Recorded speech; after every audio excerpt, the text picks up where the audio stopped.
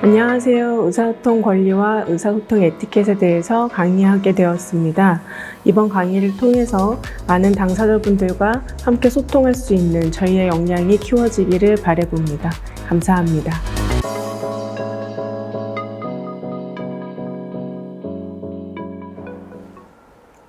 의사소통이란 무엇일까요? 의사소통은 두 사람 이상이 서로 간의 생각과 뜻을 주고받는 과정입니다.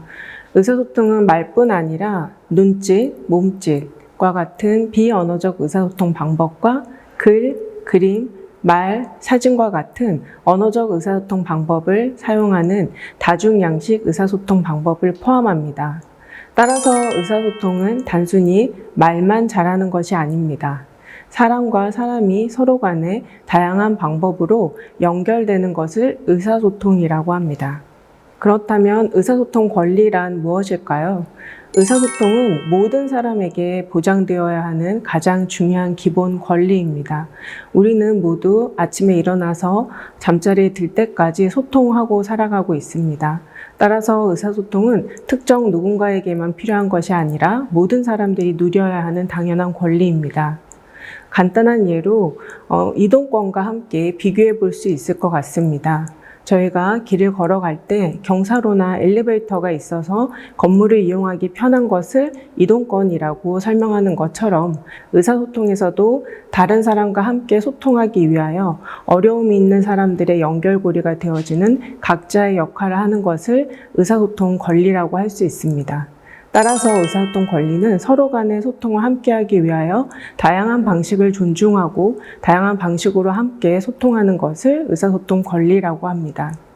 이러한 권리를 보장하기 위해서는 가장 중요한 것이 상대방에 대한 의사소통 다양성에 대한 존중과 인정, 그리고 배려와 태도라고 할 수 있습니다. 그렇다면 의사소통 권리를 존중하기 위하여 우리에게 필요한 것은 무엇일까요? 바로 서로 간의 상대방으로서 존중하는 태도라고 할 수 있습니다. 이러한 의사소통 태도는 단순한 예의가 아니라 사람과 사람이 연결될 수 있게끔 관계적 접근성을 보장하는 것으로 이를 의사소통 에티켓이라고 할 수 있을 것 같습니다. 이러한 맥락 내에서 저희는 지금부터 18가지 의사소통 에티켓을 알아보려고 합니다. 이 의사소통 에티켓은 상대방과 저희가 함께 소통하기 위하여 지켜야 하는 모든 기본 규칙이라고 생각해 주시면 좋겠습니다. 네, 의사소통 에티켓 첫 번째입니다. 항상 친절한 태도로 대합니다. 친절하고 또 친절해야 할 것 같습니다. 두 번째로 품위 있게 그리고 존중하는 태도로 상대방을 대합니다. 저희가 많은 사람들이 장애인 당사자분들을 대할 때 아이 취급하거나 또는 이들이 알아듣지 못할 거라고 잘못된 태도를 취하는 경우가 많습니다. 그러한 잘못된 태도를 고쳐서 품위 있고 정중하게 존중하는 태도로 상대방을 대해야 합니다. 세 번째로 우리 모두 각자 서로 다른 방식으로 다양하게 의사소통한다는 것을 인정합니다. 우리는 모두 서로 다른 방식으로 의사소통하고 있습니다. 따라서 각자 모두가 다른 방식으로 소통한다는 것을 인정하는 것이 세 번째 에티켓입니다. 네 번째로 의사소통에 도움이 되는 것이 무엇인지 직접 물어봅니다. 저희가 알지 못하면 서로 소통할 수 없는 기본적인 것들을 해결하기 위해서는 도움되는 것이 어떤 것이 있는지 당사자분들께 직접 물어보는 것이 가장 좋습니다. 다섯 번째, 조용한 장소에서 대화합니다. 시끄럽고 분주한 상황에서는 서로 간에 집중을 하고 서로가 어떤 것을 전달하고자 하는지 알 수 없는 경우가 너무나 많습니다.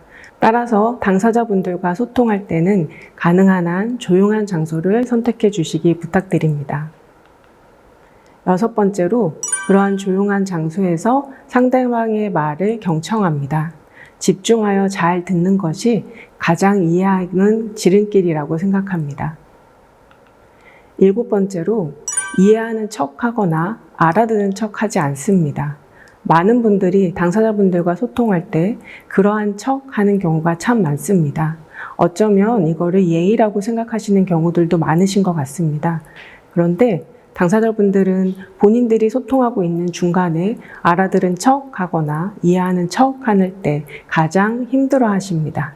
따라서 저희가 알아들은 척, 이해하는 척 하지 않는 것이 기본적인 의사소통의 에티켓이라고 할 수 있습니다.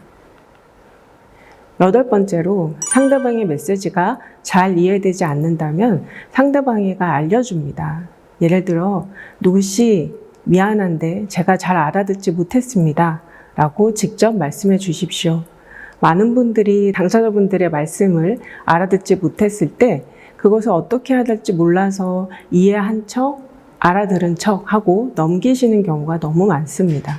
그런데 당사자분들께 직접 정말 죄송한데 내가 알아듣지 못했습니다 라고 직접 말씀하시는 게 그분들을 존중하는, 앞서 말씀드린 존중과 경청의 가장 좋은 자세입니다. 따라서 알아듣지 못하셨을 때는 괜찮으니 직접 당사자분들께 물어봐 주시면 좋겠습니다. 9번째로 상대방과 소통할 때 어려움이 없을 거라고 가정하지 않으셔야 합니다. 저희는 각각 다른 의사소통 방법을 사용하고 너무 많은 것들을 전달하고 살아가고 있습니다. 많은 사람들이 다양하게 의사소통하고 있기 때문에 서로 간에 어려움이 생기는 것은 당연합니다. 따라서 당사자와 함께 저희가 소통할 때 어려움이 생기지 않을 것이다. 나는 아무런 어려움이 없을 것이다. 이와 함께 할 때 나는 문제가 없을 것이라고 가정하지 마시고 우리가 소통 방법이 다양하기 때문에 다양한 어려움들이 생길 수 있다라는 것을 가정하고 소통해 주시면 좋겠습니다. 10번째, 이해하기 어려운 경우에는 질문을 하여 확인합니다. 누구씨 제가 이해한 게 이거입니다. 맞나요? 라고 직접 당사자분들께 여쭤봐 주십시오. 저희가 이해하기 어려운 경우가 생깁니다. 앞서 설명드렸던 것처럼 다양한 의사소통 방법을 사용하고 서로 간에 이해되지 않는 경우들이 생길 때 그것을 해결하는 가장 좋은 방법은 이해하지 못한 부분들에 대해서 질문하여 확인하는 것입니다. 따라서 정말 죄송한데 제가 알아들을 수 없었습니다. 또는 제가 이해한 것은 이거입니다. 맞나요? 라고 당사자분들께 직접 물어봐 주십시오. 11번째, 상대방은 예 또는 아니요를 다양한 방법으로 표현할 수 있습니다. 당사자가 예 또는 아니요에 대해서 다양한 의사소통 방법을 어떻게 쓰고 있는지 확인합니다. 당사자분들 같은 경우에 간혹은 말씀을 전혀 하지 못하셔서 예, 아니요를 몸으로 하시는 경우도 있으실 겁니다. 아니요를 고개 저음으로 하거나 예를 근육을 움직여서 하실 수 있는 경우들도 굉장히 많으십니다. 당사자분들이 직접 말씀하지 못하시더라도 예, 아니요로 본인을 스스로 표현한다면 저희는 그 예, 아니요 방법을 통해서 소통할 수 있습니다.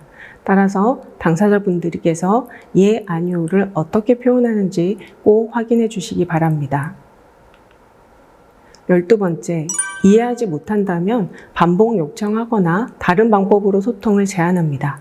앞서 저희가 이해하지 못할 때 질문하게끔 말씀드렸는데요. 누구씨 제가 알아듣지 못해서 어렵습니다. 혹시 이런 방법으로 소통해 볼 수 있나요? 혹시 더 편하게 사용할 수 있는 다른 방법이 있나요? 라고 제안을 하시는 것도 괜찮습니다. 당사자와 함께 소통하겠다는 태도가 그분들과 소통할 수 있는 다양한 방법들을 찾아낼 수 있는 지름길임을 기억해 주십시오. 13번째, 올바로 이해했는지 다시 한번 확인합니다. 누구씨 혹시 이거 하고 싶다는 것이었죠? 라고 해서 다시 한번 저희가 제대로 이해하고 있었는지 당사자분들께 확인하는 것이 중요합니다. 14번째, 상대방에게 직접 말하고 눈을 마주칩니다. 의사소통할 때 가장 중요한 것은 상대방에게 경청하는 것입니다. 그 경청의 태도 중에 가장 먼저가 함께 눈을 맞추는 것 같습니다. 따라서 자세가 바르지 않다면 눈을 맞추는 자세로, 경청의 자세를 함께 해주십시오. 그런데 간혹 눈 맞춤을 원치 않는 분들도 있을 수 있습니다.